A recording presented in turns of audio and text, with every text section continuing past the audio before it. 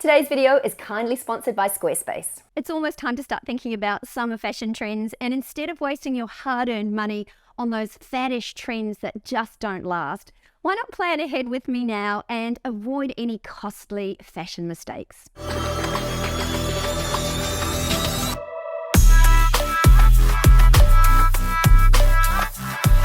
Hi, I'm Leonie and welcome to my channel. Now, I've just returned from 5 weeks in the US and I know for a fact that the seasons are starting to change and it's definitely starting to warm up in the Northern Hemisphere, which is a great thing right now. In terms of summer fashion, there are some amazing trends on offer and there really are some beautiful trends that are going to work for everyone. So don't fear, no one is going to get left behind this summer. But some of the trends are better than others. So today I wanted to weed out some of the goodies from the not so goodies, so that you can start the season ahead of the game. And it's important for me to point out too that these videos are always contentious, and that's because not one size fits all when it comes to fashion, and that's a good thing. So if you don't agree with some of these trends, and in fact you may even love some of these trends and contemplating wearing them this season, then that is still okay. It's great for you to wear and enjoy fashion that you look good in and feel great in. So if you don't agree with my choices, that is totally fine. But let me know in the comments what you do and don't agree with. It's always fun to chat with you once this video goes live. So let me know in the comments what you think of some of my choices.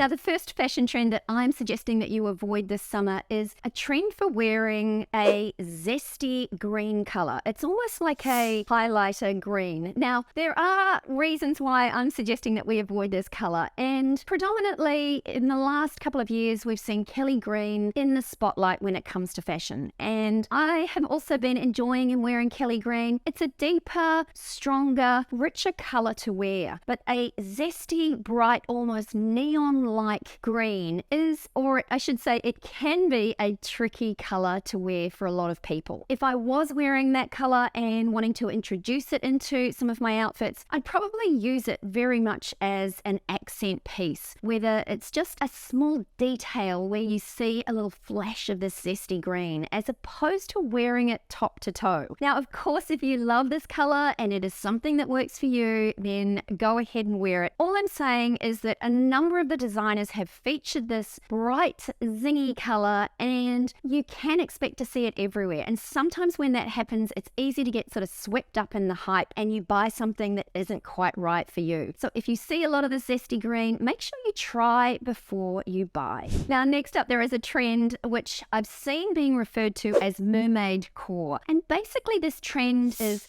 almost ombre style prints. Now, I've read and seen quite a bit about a sunset sort of ombre print, but they actually are being made in lots of different colors this summer. So there's all sorts of these kind of, whatever you want to call them, Mermaid Core, ombre style prints. Now, there may be an ombre style print that is going to be right for you. In fact, I've looked at a couple recently and have been almost tempted to dip my toe in the trend. But I do feel that this trend is one of those that is going to be a little bit like tie-dye. It'll be here for a good time, not a long time. And if that's okay with you when it comes to fashion and you don't mind spending money on something that isn't really going to be around for a long time, then go for it and enjoy it. But I do expect that this trend is not going to be here for a long time, which is predominantly why it's on my list. And I think I have seen some iterations of this trend that look a little better than others. So if you are going to dip your toe in this trend, I would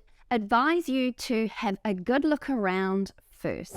And at this point, I'd just like to say a very big thank you to the team at Squarespace for sponsoring this portion of today's episode. In my humble opinion, Squarespace is the easiest way to build any sort of online presence, whether it be a website, an online store, whatever you're trying to achieve when it comes to the digital world, Squarespace is here to make it super easy for you. The blogging options on Squarespace are extremely easy. Now, if you've been following me here for a while, you'll know that I've used Squarespace for the last couple of years. And the reason being is that I'm not overly tech savvy, but you don't have to be with Squarespace. All of the heavy lifting and hard work is done for you. And also the great thing about it is that everything is there in one place. So if you would like to create an online store or a blog, for instance, you can do everything from your Squarespace website. So if you want to send out emails, if you want to check on your sales or your analytics and take a deep dive into where your traffic's coming from. Everything is there and it's really easy to access and really easy to understand. There are also some beautiful templates available on Squarespace, and that just means that you can get up and running really quickly with your own website. So if you would like to launch yourself online this year, what I suggest you do is whip on over to squarespace.com, take advantage of their free trial, and then when you're ready to push play, simply use my unique URL, which is squarespace.com/The Style Insider and my code, The Style Insider, and that will give you 10% off your first website or domain with Squarespace. It is really easy. I will leave that link in the description box below as well, and some more information. But if you do want to set yourself up online this year, make sure that you do so with Squarespace. That is another trend which I have also seen referred to as modern utility, and that basically is just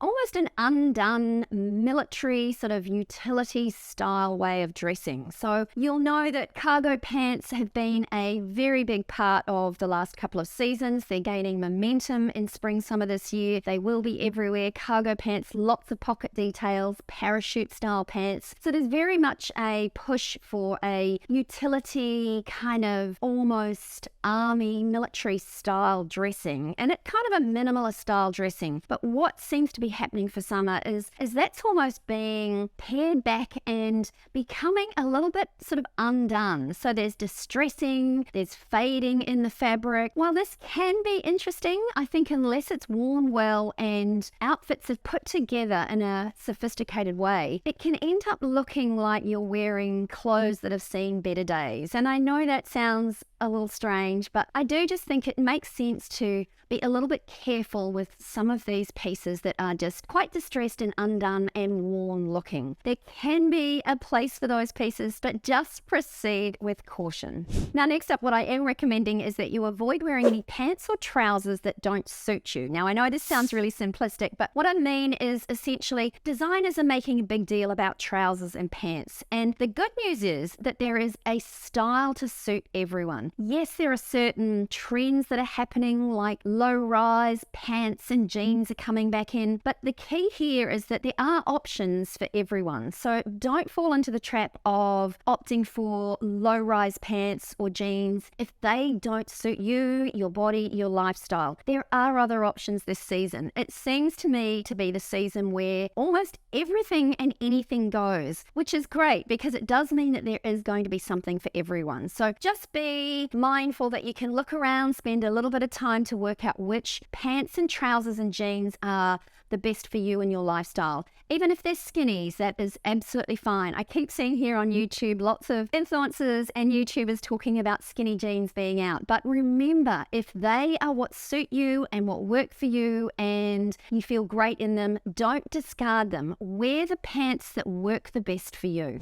Now, I have also seen a number of hooded dresses, and the reason hooded dresses are on this list is because they are one of those pieces that can look super dramatic and eye-catching on the runway, but try and transition them to everyday, and it's not quite so easy. So don't fall into the trap of seeing a gorgeous hooded dress and thinking that you're going to be able to pull that off. Okay, if you've got a very special occasion and it's a fancy ball or something special to go to, I think that's the time and place to wear a hooded dress. But for everyday wear, I'm not quite convinced that they are a great look. So think about hooded dresses. You probably will start to see them and wonder about them. These pieces are amazing for magazine editorials and also for runways, but not so much for real way.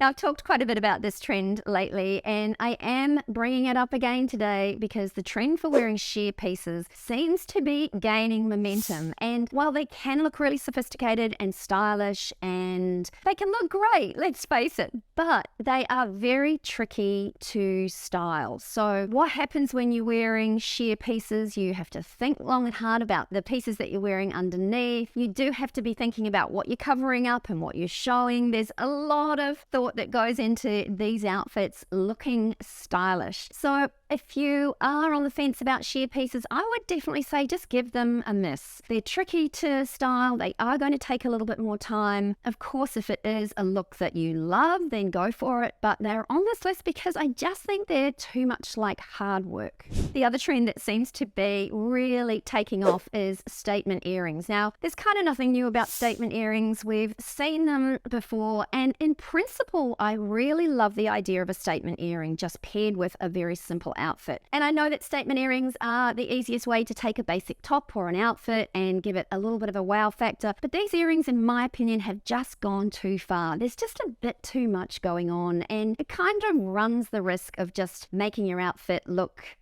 there's a word that's coming to mind and you may not understand it, but it's a little bit too tizzy. And that is just something that kind of means it just potentially looks a little bit cheap. So I think there are also other reasons to avoid some of these oversized earrings. Apart from these earrings being, in my opinion, a little bit tacky, I also think you run the risk of the earrings damaging your earlobes and dragging your piercings down, which is something that you want to avoid at all costs. And also there are so many other beautiful earrings on offer at the moment. Plenty of statement earrings that look gorgeous, they're sophisticated, but they just haven't gone too far. One of the biggest trends this summer is kind of sleepwear / nighties being worn as outerwear. Now, don't get me wrong, I can see the appeal in terms of comfort and coolness when it's really hot outside, but I do draw the line when it comes to wearing sleepwear kind of as outerwear. I know a lot of designers sent their models down the runway wearing these pieces, so we know that they are going to be in the stores soon if they're not there already. I do just think it is a tricky trend to make it look like fashion as opposed to sleepwear. Now, I'm not saying that it can't be done, but it's not easily done, and for that reason, it is on this list.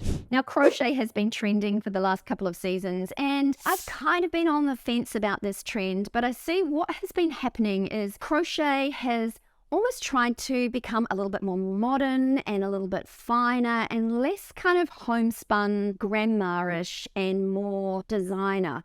In fact, I saw on Who What Wear recently that they were referring to this look as cobweb weave, which definitely sounds a whole lot more fashion than crochet does. But I'm still not convinced that this is an easy trend to wear for a couple of reasons. Firstly, any item that is a loose weave is going to be an accident waiting to happen. If you've worn any loose weave sweaters and knits, you know that they get caught on things and get pulled and easily damaged. I see that this happening with the cobweb weaves as well. They're also really sheer, and again, as I spoke earlier about sheer pieces, they do require a significant amount of effort when it comes to styling. So even though designers have tried to kind of move traditional crochet into more of a fashion arena, and I think they have achieved that, they've created something that isn't overly practical, and again, it is not easy to wear. So whatever you like to call them, crochet, cobweb weave, whatever, I don't think it's a good idea. Now, bralettes have been something that we've seen a lot over the last couple of seasons, and in fact, last spring, summer, we saw bralettes being worn with oversized blazers, but a lot of bralettes are being worn with oversized blazers still this season. They're also being worn on their own and over t-shirts and tops. In all honesty, I think that I'm just tired of this trend. I don't think it's a trend that's particularly easy to wear if you're, say, 40 plus. I know I'll probably come under fire for that, but it is definitely a tricky trend to wear as you get older. But I do think it's kind of time that we just move that trend aside. Bralettes, in my opinion, tend to be a little bit more underwear than outerwear. And yes, I'm probably sounding incredibly old-fashioned in saying this. I just wish that we'd move on from this trend. I don't think it's overly flattering. And while it's exciting to start talking about summer fashion trends, we're really just kicking off spring. So if you would like to know how to wear the top spring fashion trends, then simply click or tap on the screen here and I'll see you there.